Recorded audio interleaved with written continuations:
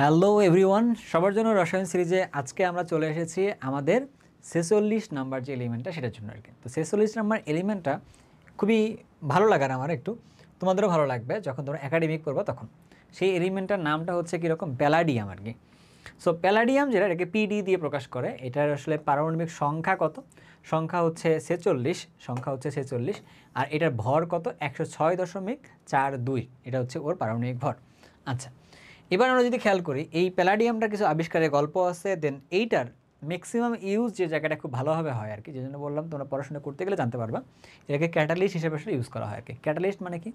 যারা বিক্রিয়া নিজে অংশগ্রহণ করে না, আর বিক্রিয়াটা হয় দ্রুত গড়তে অথবা বিক্রিয়াটা আসলে ধীরে হইতে সহযোগিতা করে আর কি, এরকম। আর এর বর্তমানে আসলে এটাকে কার ইন্ডাস্ট্রির মধ্যে বা জুয়েলারি বা যে অর্নামেন্ট যেটা রয়েছে, তো এই ধরনের কেজে বা এগুলোর তৈরিতে এটা একটা ভালো একটা ইউজ আছে আর কি। যদি খেয়াল করে দেখি, ক্যাটালিটিক কনভার্টার অর্থাৎ অটোমোবাইলস, কার তৈরিতে, হ্যাঁ, এই জিনিসগুলোর মধ্যে আসলে এটাকে ইউজ করা হয় আর কি। এর বাইরেও হাইড্রোজেন স্টোরেজের মধ্যে ইউজ করা হয়। তোমার মনে হয় হাইড্রোজেন ফুয়েল সেলের নাম শুনবা ইন ফিউচার আর কি। সো এগুলোর মধ্যেও আসলে এই প্যালাডিয়ামে আসলে ইউজ থাকে আর কি, কারণ এই রিয়েকশনটাকে ফাস্টার করার জন্য বা রিয়েকশন কোথাও কোথাও আসলে স্লো করার জন্য এগুলোর কোনো না কোনো একটা কেজে এগুলো আসলে ইউজ করা হয়। আচ্ছা, এর বাইরে জুয়েলারি এবং ওই যে অর্নামেন্ট টাইপের যদি বলি ইন্ডাস্ট্রির কথা চিন্তা করি আর কি, তো সেই অর্নামেন্ট ইন্ডাস্ট্রিগুলোর মধ্যেও প্যালাডিয়ামে ভালো একটা ইউজ আসলে আছে। তো আমার মনে বলবো তোমাকে এইটা, যে অটোমোবাইলের সাথে যে কানেক্টেড আছে বা কার তৈরির সাথে যে কানেক্টেড রয়েছে, সো এইটার সাথে একটু মনে রাখতে পারো। এর বাইরে হচ্ছে যে হাইড্রোজেন ফুয়েল সেল বা হাইড্রোজেন স্টোরেজ বা হাইড্রোজেন ব্যাটারি যেগুলো টাইপের হবে আর কি, তো এইগুলোর মধ্যেও এই প্যালাডিয়ামটাকে আসলে ইউজ করা হবে আর কি। সো এই জিনিসগুলোকে এইভাবে মনে রাখা যাইতে পারে।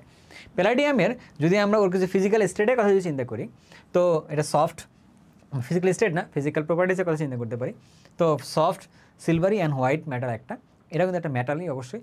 পাশাপাশি এটা একটা এক্সিলেন্ট একটা ক্যাটালিস্ট হিসেবে কাজ করে আর কি। কেন এক্সিলেন্ট ক্যাটালিস্ট হিসেবে কাজ করে আমরা মনে হয় যখন বড় হবো তখন জানতে পারবো, বাট আপাতত বলে রাখি, আটকাতে পারতেছে না নিজেকে, যে ইথাইন বলে একটা ট্রিপল বন্ডেড একটা কেমিক্যাল আছে, ঠিক আছে? তো ওই ইথাইনকে তুমি যদি হাইড্রোজেন যুক্ত করো, তো যতটা ওর পাই বন্ধন থাকে, মানে 3টা বন্ধন ভেঙে সে কোথায় চলে যায়, সরাসরি 2টা বন্ধনে মানে শেষ করে একটা বন্ধনে চলে আসে আর কি, মানে ইথাইন থেকে ইথেন চলে আসে। আমরা যদি এই প্যালাডিয়ামের সাথে আরেকটা বেরিয়াম সালফেট ইউজ করতাম, তো তখন কি হতো, এইটা 2টা বন্ধন না ভেঙে একটা বন্ধন ভাঙতো, একটা বন্ধন থেকে যেত আর কি। বাট এটা সাধারণত আসলে হয় না, যতক্ষণ পর্যন্ত বন্ধনগুলো আছে ততক্ষণ ভেঙে যাওয়ার কথা ছিল, বাট এটা ইউজ করার কারণে 2টা বন্ধন না ভেঙে একটা বন্ধন ভাঙে আর কি, অর্থাৎ একটা পাই বন্ধন তখনও থেকে যায়। এই জন্য আসলে এটাকে আমার পার্সোনালি ভালো লাগে, যে এই প্যালাডিয়ামটাকে আর কি, এরকম। সো এটা হচ্ছে হাই মেল্টিং পয়েন্ট, মানে হচ্ছে এটাকেও আসলে ওই সলিড থেকে লিকুইডে নিয়ে আসার জন্য অনেক বেশি তাপমাত্রার প্রয়োজন পড়ে আর কি। হাই মেল্টিং পয়েন্ট মানে অনেক বেশি পরিমাণে টেম্পারেচার লাগবে এইটাকে আসলে কী করার জন্য, সলিড থেকে লিকুইডে নিয়ে আসার জন্য আর কি।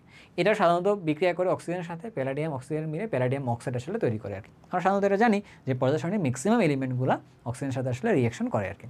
সো এই তো ছিল আজকের গল্পটা। আজকে বললাম আমরা হচ্ছে প্যালাডিয়াম সম্পর্কে। ইনশাল্লাহ আগামীকাল 7:30-এ আমরা আবার জানতে পারবো এই প্যালাডিয়াম সম্পর্কে, প্যালাডিয়াম না ঠিক এর পরে এলিমেন্টটা সম্পর্কে আর কি, ঠিক আছে? তো সেই পর্যন্ত সবাইকে আমন্ত্রণ জানিয়ে আজকের ভিডিওটা আসলে এখানেই শেষ করতেছি। সবাই ভালো থাকি, সুস্থ থাকি, আল্লাহ হাফেজ।